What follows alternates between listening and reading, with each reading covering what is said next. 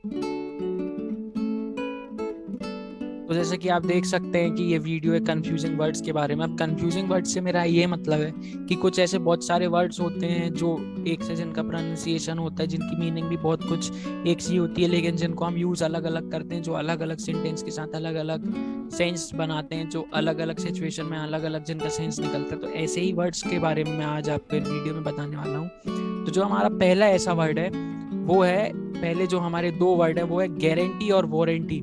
आपने बहुत सुने होंगे जब भी आप कुछ लेने जाते हैं तो गारंटी और वारंटी आप सुनते हैं, लेकिन इन दोनों में अंतर क्या है? अब गारंटी हम यूज करते हैं प्रॉमिस के लिए, मतलब अगर इसको हमें समझाना हो तो अगर एक एग्जांपल लेना हो हमें तो I guarantee that your goods will be with you by 5 PM। मतलब मैं आपको गारंटी देता हूँ कि जो आपके जो गुड्स हैं, आपकी जो चीजें हैं वो शाम को 5 बजे तक आपके पास पहुंच जाएंगी। तो ये एक गारंटी, एक प्रॉमिस जैसा हो गया। उसके बाद वारंटी।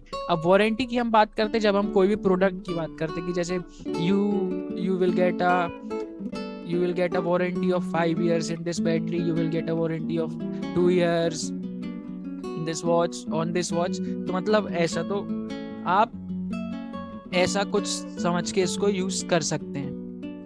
उसके बाद जो हमारा अगला है वो है इनसाइट, और दूसरा भी इनसाइट है, लेकिन इनकी स्पेलिंग इनकी डिफरेंट है, लेकिन इनका जो प्रोनाउंसिएशन है एक सही होता है, ये बोलने में एक जैसे ही लगते हैं। तो अगर आपको ऐसे वर्ड्स यूज करना है तो आपको सबसे पहले मीनिंग पता होना चाहिए उनकी, तभी आप यूज कर पाएंगे।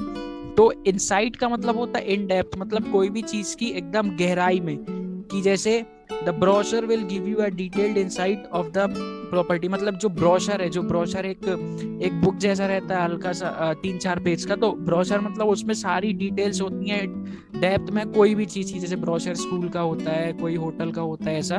तो मतलब क्या है कि सारी चीजें एकदम डेप्थ में समझ जाना है, इन डेप्थ। और इनसाइट का मतलब होता है प्रोवोक टू एक्शन, मतलब किसी को कुछ करने के लिए उकसाना। जैसे कि the actions of the police incited the crowd which led to riots. मतलब कि जो एक्शन थे, जो पुलिस की वजह से, जो पुलिस ने एक्शन लिए उसकी वजह से जो उधर की भीड़ थी वो भड़क गई। तो इस प्रकार से आप इसको समझ सकते हैं। अब जो हमारा अगला है वो है मोरल, और ये भी मोरल, दोनों दोनों हैं एक ही, लेकिन इस पे आप देख सकते हैं इसमें यहाँ पे ई है, इसमें यहाँ पे ई नहीं है, लेकिन बोलते हम इन दोनों को एक से ही। अब लेकिन इनमें अंतर क्या और ये अलग अलग यूज कैसे होते हैं? तो मोरल मतलब ना, एक होता है state of spirit. State of spirit से अब मैं आपको एक एग्जांपल देता हूँ तो आपको समझ में आ जाएगा।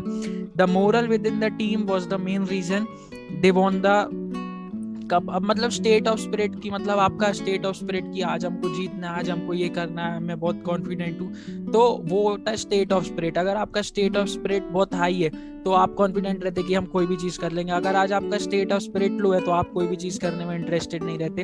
तो इस प्रकार से आप इसको समझ सकते हैं। और एक होता है मोरल।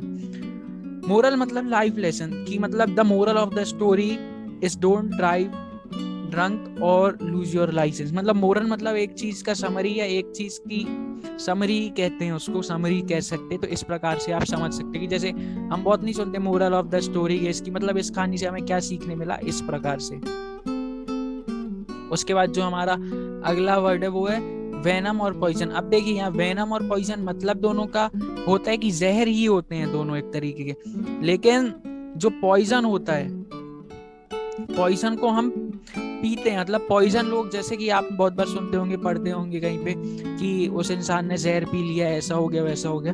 तो पॉइजन हम ऐसे कहते हैं। और वेनम हमारे अंदर इंजेक्ट किया जाता है, कि जैसे जो सांप होता है वो कोई उसको पॉइजनस नहीं कहते, कभी वो गलत हो जाता है। सांप को हमेशा वेनमस कहते हैं, क्योंकि क्या है, वो अपने दांत गड़ा के हमारे स्किन में और अपना जो पॉइजन है उसको इंजेक्ट कर सकता है। तो इस प्रकार से आप समझ सकते हैं।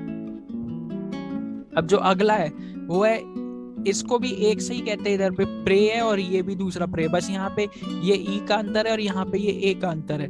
लेकिन अब ये दोनों अलग अलग कैसे हैं? तो प्रे का मतलब क्या होता है? प्रार्थना करना होता है। प्रे का मतलब भगवान से प्रार्थना करना। और उसके बाद प्रे मतलब शिकार की, मतलब एक एनिमल जो कि जिसका शिकार होने वाला है या जो शिकार होता है उसको प्रे कहते हैं। तो इस प्रकार से आप इसको समझ सकते हैं। तो ये थे आज के कंफ्यूजिंग वर्ड्स। और अगर आपको कोई चीज़ समझ में नहीं आई हो तो आप हमको कमेंट सेक्शन में बता सकते हैं। अगर आपको वीडियो अच्छी लगी तो आप अपने दोस्तों के साथ शेयर करें, और अगर हमारा चैनल भी अच्छा लगा तो हमारे चैनल को सब्सक्राइब करें और वो भी अपने दोस्तों के साथ शेयर करें, अपने दोस्तों के बारे में बताएं हमारे चैनल के बारे में। Thanks for watching this video.